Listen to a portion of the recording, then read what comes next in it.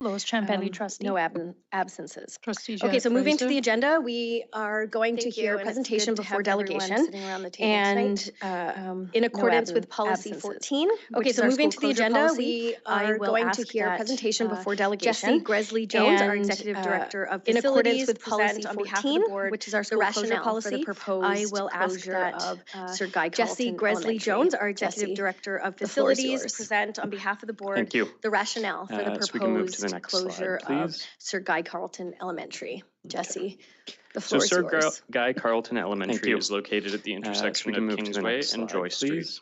The school buildings at Carleton include a large masonry building. Guy Carleton Elementary is located at the intersection of Kingsway and Joyce Street. A wood frame building. The school buildings at Carleton include a large masonry building identified as buildings have remained vacant since a 2016 fire. A wood frame building. Building number 2, and a gymnasium building identified as before the fire. Its operating capacity was 465 since the 2016 buildings 4 and 5 were renovated in 2013 and are leased before the fire. Its operating capacity was the board decides to close the school. The existing buildings 4 and 5 were renovated in 2013 and are leased to Green Thumb Theater.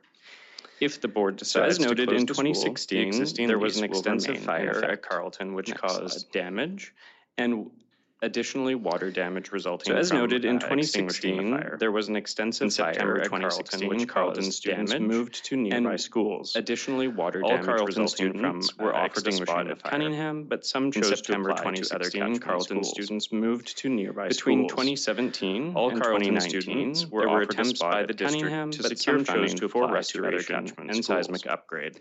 However, between 2017 and 2019, there were attempts by the district to secure funding for restoration the Carleton Elementary School catchment. However, funding was not provided by the ministry. In 2023, the board approved adjusting the Carleton Elementary School catchment. Engagement for the closure process was initiated in 2023. However, this process was paused until a review of enrollment projections. Engagement for the closure process was initiated in 2023. District enrollment projections were presented this process was paused until a review of enrollment projections could be completed. The Carleton closure public engagement updated district enrollment projections were presented in June 2025 to the feedback will be delivered to the board. The Carleton closure public engagement process was restarted on October 1st. Feedback will be delivered to the board, and then the board decision will be made on December 17th. So I will walk through a series of slides around why a closure is being considered for this site.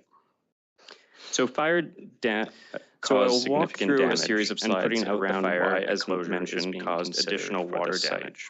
The unoccupied buildings are vulnerable to vandalism, significant damage, graffiti, and putting out and have ongoing issues with flooding of the ground additional water damage. The buildings continue to significantly vulnerable to vandalism. Funds are used to make only critical repairs and have ongoing issues with flooding of the ground floor. Servicing the buildings continue to significantly deteriorate. Maintenance. Funds are used to make only critical repairs and address vandalism, break-ins, or servicing required for the buildings to make heating and necessary maintenance. Spending does not. The Carleton site continues to carry significant maintenance costs, roughly $75,000 per year, or $650,000 to date. To keep this the Carleton site continues to carry significant maintenance costs, roughly $65,000 per year, or $650,000 to date. To keep this vacant. Currently, there is no funding available for restoration. To return the school to a safe and usable condition, major capital funding would be required from currently there is no funding available for however, restoration. The VSB has been denied to return the school to a safe and usable condition, major and seismically upgrade would be required from the therefore there are currently no options. However, the VSB has been denied multiple funding requests to repair. And when we are not doing active maintenance, the building does continue to deteriorate. This includes flooding of the ground floor into the basement, ongoing leaks from the roof. When we are not doing active maintenance, this is making a significant investment in Carleton. This includes flooding of the ground floor into the basement, ongoing leaks from the roof. Not supported when sufficient enrollment space is available in other schools in the nearby area. Not supported when sufficient enrolling space is available in other schools in the nearby area. As noted, no students currently attend Carleton.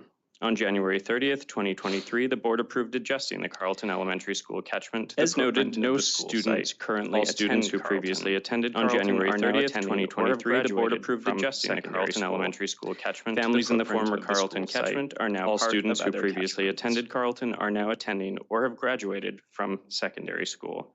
As part of families in the former Carleton catchment are now traffic and travel considerations were considered. Two of the factors analyzed are walking distance process for students residing in the catchment and the overall travel considerations were considered. This analysis took place as part of the 2023 Two of the factors analyzed are walking distances for students residing in the catchment and the overall catchment size. Maximum walking distances are shown on the map. Part of the 2023 Carleton catchments have a maximum distance of 1.4 As noted in the graphic on the screen, a maximum walking distances are shown on the map. And the average maximum walking distance with an elementary distance of 1.4 kilometers is 1.2 a maximum walking distance of 1 kilometer, and the average maximum walking distance within elementary catchments when considering enrollment for this area. The two graphs on the screen show the Carleton historical enrollment as well as when considering the total combined enrollment for this area. Carleton. The two graphs. This is an important factor to consider. Carleton historical including the enrollment history, as well in the years leading up to the 2016 fire. Near Carleton experienced gradual. This is an important factor to consider, including the enrollment decline in the years leading up to the 2016 fire. Cunningham experienced Corkindale, Norquay, Brentwood, Bruce, and Collingwood Annex. A gradual enrollment decline in the schools surrounding Carleton, which include Cunningham. Moderate enrollment growth has occurred since 2021. Collingwood Annex. The Carleton fire in 2016 reflects the drop in the available operating capacity. Moderate enrollment growth has occurred since 2021. Graph on the right. The Carleton fire in 2016 reflects the drop in the available operating capacity from 2016 onwards. As I noted, the process was paused for enrollment projections to be updated. In June 2025, updated enrollment projections were provided to the board, outlining several forecasts for enrollment projections to be updated. Enrollment projections guide updated enrollment projections were provided to the board, outlining several forecasts. Staff undertook a review of various data sources. Enrollment projections presented a range of possible operational and capital that can better inform short, medium, staff undertook a review of various data sources. Current data shows a relatively stable student enrollment in this area. That can better inform enrollment from new developments in the area can be accommodated within current data shows a relatively stable student enrollment in this area. Increased student enrollment from new developments in the area. This can be accommodated. Illustrates projected enrollment for the schools surrounding Carleton. Historical is noted on the left two charts, and forward-looking on the right two. Illustrates projected enrollment for the schools developed in the enrollment update. Uses localized data is noted on the left two charts, and forward-looking on the right local knowledge of development. The first projection developed in the enrollment local knowledge uses localized geographic data with local development informing plus local knowledge of development potential. The transit-oriented development model combines geographic data and development with local development to informing enrollment information, including citywide policies, enrollment transit-oriented development, operating capacity, rezonings, and development. It is important to note that given the neighborhood level factors, this model projects enrollment to remain within the operating years into the future. It is important to note the second projection in the enrollment update uses Metro Vancouver population data, which is less precise due to the long-term outlook, but can be used to supplement strategic in the enrollment update uses Metro Vancouver even under this higher growth, which is less precise, effective enrollment management strategies can be used to supplement strategic planning decisions. Even under this higher, it is important to note that this effective enrollment management strategies can be used to accommodate average annual net existing population growth projection was revised. It is important to note that this to 42,500 residents per year, Vancouver's average annual reflecting the impact of recent federal policy was revised from affecting immigration and non to 42,500 residents per year. While Metro Vancouver is still anticipated to grow in recent federal policy changes, it is growing at a slower affecting immigration and non-permanent. The federal government made further changes. While Metro Vancouver is still anticipated to grow in future years, it is growing at a slower and less predictable pace. The federal government made further changes earlier in November. Schools that now serve students from the former Carleton catchment currently have available space and are projected to be able to accommodate students enrollment. Schools that now serve students from the former Carleton catchment, as noted in the chart, currently have available space the number of students to be able to accommodate. School was originally built to enrollment for the next 14 years. And operating capacity is the number of students the school is the number of students considering how many spaces originally built to hold based on the physical layout. And operating capacity is the number of students the school can currently support, considering how many spaces are used. And another reason for consideration of the closure is capital investments in the areas with enrollment pressure are prioritized in our 5-year plan. And another reason for consideration of the closure is capital investments in the areas with enrollment pressure are prioritized in our 5-year plan. And they relate to the enrollment pressure as well as replacement projects for Carleton. Carleton is rated H1 for seismic risk, supported by the province because nearby schools have space. There are no seismic upgrades or school replacement projects for Carleton currently prioritized or supported by the province because nearby schools have space. In addition, there is also interest from the CSF. The CSF is a unique school district in British Columbia that provides French first language education. In addition, there is also interest from the CSF. The CSF is not CSF is a unique school district in British Columbia that provides French first language education to students ensuring access to education in French. The CSF is not geographically under Section 23 schools throughout the Canadian Charter of Rights and serves Francophone students province-wide. In May of 2025, the BC Supreme Court ruled that the VSB must reasonably consider and balance the importance of minority language education.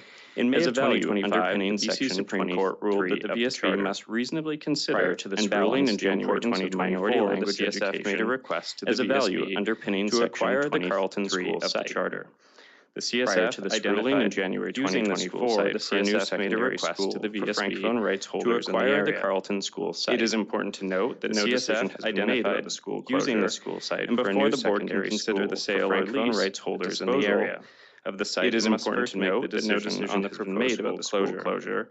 And before the board can consider the sale or disposition would take place, should the board choose to proceed under Policy 20 on the proposed disposal of lands or improvements. A separate formal process for land disposition would take place in the site should the board choose to proceed under Policy 20 disposal of lands or improvements. In the previous weeks has focused on whether the board will formally close the school in the site from the CSF. The current engagement in the previous summary, there are several factors leading to the consideration of closure.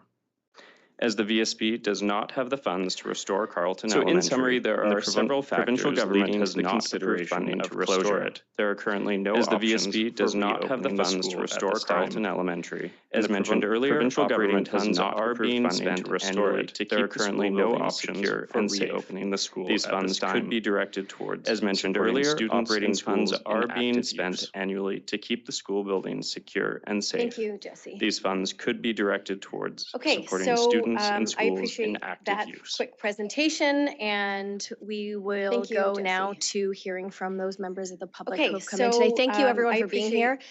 Before we begin, I do just want to acknowledge a few things. We have in the audience former school trustee and a former superintendent. Thank you, everyone, for being here. Thank you for being here. Before we begin, I do just want to acknowledge a few things. We have in the audience former school trustee and a former superintendent. So I want to acknowledge that tonight. Thank you for being here through emails, through delegation from you all. No decisions have been made the decision that we will make as all of the information we gather. And then tonight, also, I just through emails, through delegation from if you're hearing a lot of the same thing, inform the decision that we will make something similar. Then I invite you to use your time to maybe share something new that you think the board hasn't heard yet. If you're hearing a lot of the same thing and you plan everyone to say something similar, and so we invite all of your invite you to use your time to maybe share something new that you think the board hasn't heard yet. Moving to our first everyone does have limited time, and so we invite all of your different views on that. Excuse me.